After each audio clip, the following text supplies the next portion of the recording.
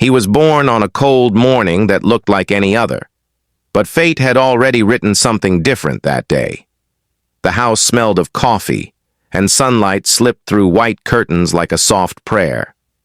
His mother held him close, her hands trembling, her eyes searching his tiny face for a reflection she couldn't find. The nurses smiled politely, pretending not to notice what everyone in that room already saw, a silence thicker than the air itself. He was a black baby, born to white parents. And from that moment, the world began to whisper. At first, they made excuses. Maybe it was the lighting. Maybe he'd grow fairer with time. Maybe love could explain everything. But love, though pure, could not hide what the world would see. His mother loved him anyway, fiercely, protectively, desperately. She kissed his small hands, whispered that he was perfect. His father tried. He smiled for the neighbors, posed for pictures, but every time someone raised an eyebrow or whispered a question, his jaw tightened. The truth was simple. Their son didn't look like them, and the world would never let them forget it. As he grew, small moments began to carve invisible scars on his young heart. At the grocery store, strangers stared. Some smiled awkwardly, others didn't bother.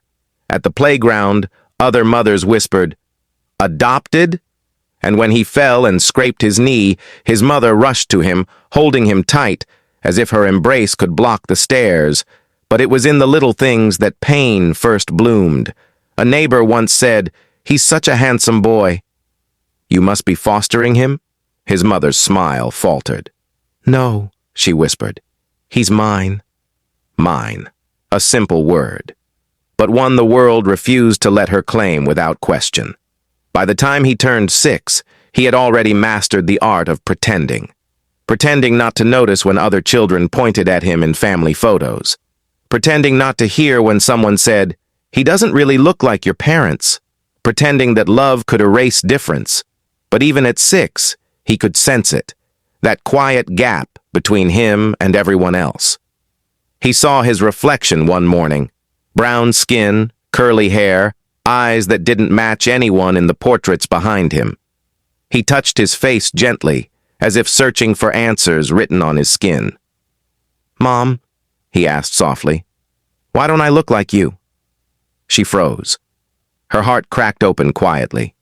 She smiled through tears and said, "Because you're special, sweetheart. That's what makes you ours." He believed her, for a while. Then came school.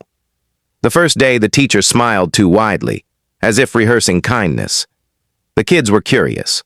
One boy pointed at his mother and asked, "Is she your nanny?" The class laughed. He didn't. That day, something small inside him shifted, the beginning of doubt.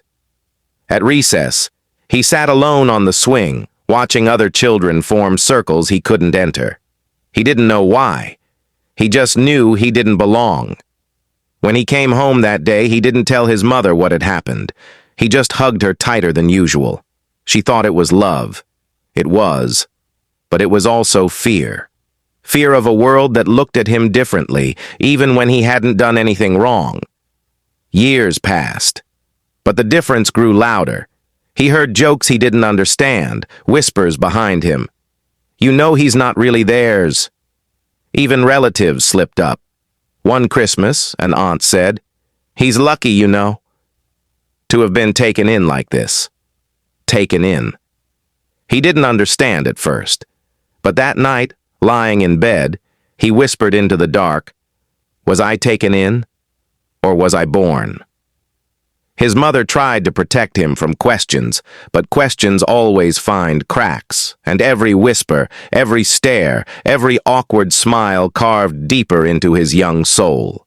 He began to see it everywhere, in movies, on TV, in magazines. Every hero looked like his parents. None looked like him. One evening he asked his father, "Why are all the superheroes white?" His father looked away. "That's just how they made them," he said. "But why?" the boy pressed. His father didn't have an answer. That night, the boy drew his own hero, dark-skinned, bright-eyed, a heart made of light. He named him Truth. It was the first time he imagined a world where someone like him could save the day. Still, the loneliness never left. At birthday parties, he smiled for photos. But deep inside, he knew something wasn't right. He didn't fit, not at school, not even at home. And yet, amid all the confusion, he found small pieces of love that kept him alive, his mother's bedtime stories, her fingers through his curls, her promises that he was perfect as he is. But love could only protect him for so long. Because outside their home, the world had rules, unspoken ones, rules that said belonging had a color. And his wasn't it. One night, he overheard his parents arguing. His name floated through the hallway, followed by words like CDNA test, neighbors, and school board. He didn't understand it all, but he understood enough. They were fighting because of him. That night, he lay awake, eyes open, heart heavy. He didn't cry. He just stared at the ceiling and wondered what he had done wrong by simply being born. He didn't know it yet, but that question, "What did I do wrong?" would follow him for years. It would shape every step of his journey, and though the world would try to silence him, this was just the beginning of his story, a story not of shame, but of awakening. I was 12 when I first learned what different really meant. Not the way my mother used to explain it, not special different or unique different. It was the kind of different that makes people whisper when you walk by. He had grown up loved, protected, told that the world was fair. But outside, the rules were rewritten. At school, kids asked where he was from, as if his mother's hugs weren't proof enough. A teacher once looked at his adoption papers and said, "You're lucky they took you in." Lucky. That word stayed with him for years, a reminder that love was something he was supposed to earn. At home, things were quiet. His parents loved him, but love couldn't erase what the world saw. When they went shopping, cashiers asked if he was lost. When they traveled, security pulled him aside while his father smiled nervously. And every time it happened, he saw something flicker in his mother's eyes. Guilt, maybe, or the quiet pain of realizing that her love couldn't shield him from the world's rules. "Mom," he once asked, "why do they look at me like that?" She hesitated. "Because they don't know you yet, honey." "Then why don't they want to?" By 16, he understood. It wasn't about who knew him. It was about who the world wanted him to be. He wasn't the cute adoption story anymore. He was now the face that strangers crossed the street to avoid, the one store clerks followed, the one police cars slowed down to watch, and every time he'd look at his reflection and whisper, "What did I do wrong?" At 17, he applied for a summer job with his best friend, a boy named Aaron. Aaron had pale skin, blonde hair, and the kind of smile people trusted instantly. They handed in their forms together. Aaron got a call the next day. He never did. When he asked why, the manager said the position had been filled. 2 weeks later, he saw the "Help Wanted" sign still hanging in the window. That night, his mother found him sitting outside staring at his hands. "These hands," he said quietly, "look just like Dad's. They work hard.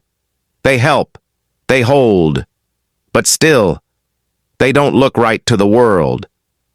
She didn't know what to say, so she just hugged him tighter than she ever had before. But even in her arms, he felt something slipping, that childlike belief that love was enough. Graduation came. Everyone threw their caps in the air, but he just stood still.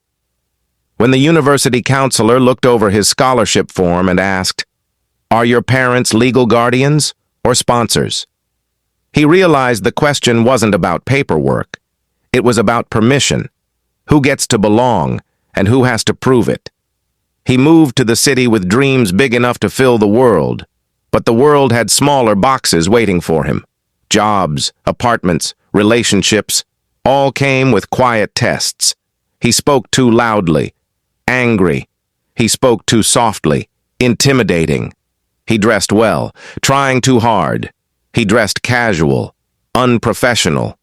No matter what he did, someone always seemed ready to remind him that he was standing in a space not built for him. He learned to smile through it, to laugh at jokes that weren't funny, to make others comfortable while shrinking inside. He told himself he was strong, that survival was strength. But one day, walking home from work, something shattered that quiet armor. A little boy, skin like his, stood crying on the sidewalk while two strangers argued about whose responsibility he was. "Someone call security," one said. "He must have wandered off," said the other. He walked over, knelt down, and asked softly, "Hey, are you lost?" The boy nodded, wiping tears. He took his hand and waited until the mother arrived, breathless, terrified, pale as snow. She thanked him over and over. But when security came, they didn't ask her what happened. They asked him for ID. That single heartbeat felt like the entire weight of history pressing down again. That moment, standing there on the pavement, holding the frightened boy's hand while strangers judged his skin before his heart, became the crack that let the truth finally pour in. He went home that night, sat on the floor of his quiet apartment, and felt something inside him break. Not from pain, but from exhaustion. He had spent years being polite to a world that doubted his existence. Years proving he belonged in places he was born to enter freely. Years. Explaining, defending, softening, until there was almost nothing left of him except the version that made others comfortable. He opened his phone, pressed record. And for the first time, he didn't try to sound calm. He didn't try to sound perfect. He just spoke. Why must a child be white to be seen as innocent?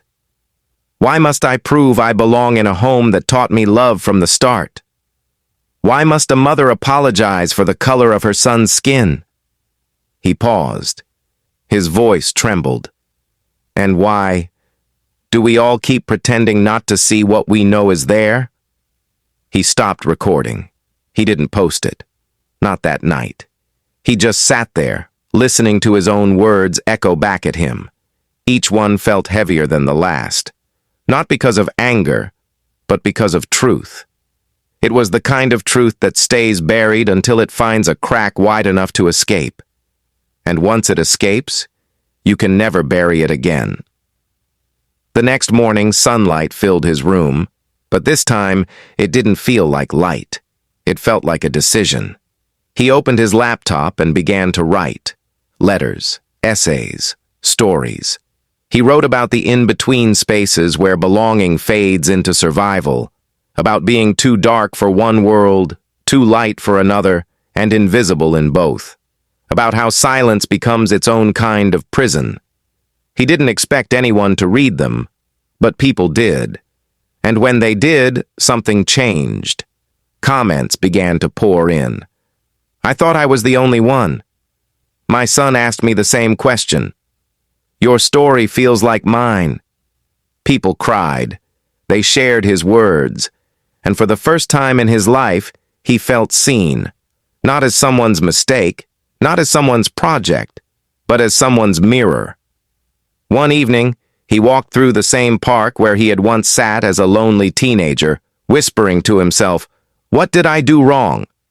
Now, older, steadier, he sat on that same bench and whispered back to his younger self, "You didn't do anything wrong. The system did."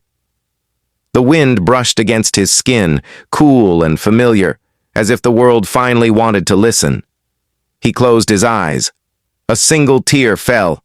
Not from sadness this time, but from understanding. Because he finally realized he was never the problem. He was the proof that love alone isn't broken. The world around it is. The next week, a journalist reached out. She had read one of his essays online, The House That Forgot the Color of Love. She wanted to tell his story. For a second, he hesitated. Then he remembered that silence was a kind of surrender. So he said yes. When the article came out, it spread like wildfire. News outlets picked it up, radio stations read his words aloud, and in living rooms across the country, people who had never questioned their own comfort suddenly sat in quiet reflection. His parents called. They had read it too. His mother's voice shook on the phone. "I'm proud of you," she said. "You found your voice." He smiled softly.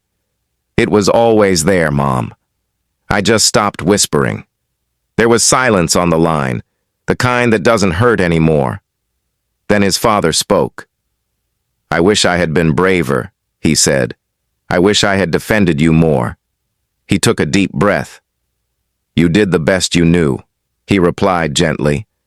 "Now I'm doing the rest." Months passed. He started speaking at schools, at youth events, at conferences. Not as a victim, but as a voice. He spoke about identity, about the invisible barriers that children like him carry every day. He spoke about how the smallest comments, a stare, a question, a "where are you really from," can build walls higher than any fence. And people listened. Not everyone agreed, but enough did, enough to begin change. One afternoon after a talk in London, a little girl came up to him, brown-skinned, shy, maybe 7 years old. She held out a drawing. It was of a superhero, dark-skinned, wearing a cape made of light. She said quietly, "I named him Truth." He froze. For a moment, time folded in on itself. He knelt down, smiling through tears. "That's a good name," he whispered. "Keep him safe." She nodded and ran back to her mother. He stood there watching her disappear into the crowd and realized his story had already begun to heal someone else's. But life wasn't suddenly easy. Prejudice didn't vanish overnight. He still faced stares, still heard whispers, still saw the quiet suspicion that follows people who don't fit the mold. The world hadn't changed completely, but he had. Because now, when the world looked at him with doubt, he looked back with understanding. Not anger, not shame, just truth. A few years later, he published a book, The Weight of Silence. It wasn't just his story. It was the story of anyone who had ever been told they didn't belong in their own home, their own country, their own skin. The book became a movement. Schools used it in classrooms. Parents read it with their children. And quietly, softly, change began. Not through protests or headlines, but through hearts finally learning to see beyond color. He visited his parents' house one last time, the same home where sunlight once spilled through white curtains, where his mother first held him and the nurses smiled too politely. The house was older now. So was he. But the light looked the same. His mother opened the door and hugged him. Her hair was gray now, her hands still warm. They sat together in silence for a while. Then she said, "Do you remember that day you asked me why you didn't look like us?" He nodded. "I told you it's because you're special," she whispered. "And I still mean that. You made us see the world differently. You made me better." He smiled softly. "Maybe that's what love is, Mom," he said. "Not about looking alike, but about learning to see." That evening, he walked into his old room. The walls were still painted sky blue. On the shelf sat his childhood drawing, the one of his superhero, Truth. Faded, crumpled, but still standing tall. He picked it up, smiled, and whispered, "You made it." Outside, the sky turned gold, and for the first time, he didn't feel divided between two worlds. He didn't feel out of place. He didn't feel unseen. He just was. The next morning, he gave a final speech, a message that would echo far beyond the stage. Belonging isn't about blood or skin. It's about truth, the courage to see, and the grace to listen. We keep teaching children that color doesn't matter. But maybe what we should teach is that it does matter. Not because it divides us, but because it makes the world complete. He paused, looking at the crowd. Faces of every shade, every story. Love doesn't need to erase difference. It just needs to understand it. Applause filled the hall like thunder. But he didn't smile out of pride. He smiled out of peace. Because somewhere deep inside, the boy who once whispered, "What did I do wrong?" finally had his answer. That night, he sat by his window, listening to the city hum beneath him. A rhythm of lives, each beating differently, yet somehow together. He looked at his reflection in the glass. Brown skin, calm eyes, a man shaped by love, pain, and awakening. He whispered to himself, "Maybe I was never meant to fit into their world. Maybe I was meant to help build a new one." He leaned back, exhaled, and closed his eyes. The story that began with silence had ended with truth. And truth, once spoken, never dies. Why must a child be white to get full rights? The answer isn't simple. But the question is where change begins. And in that question, his story finally found peace.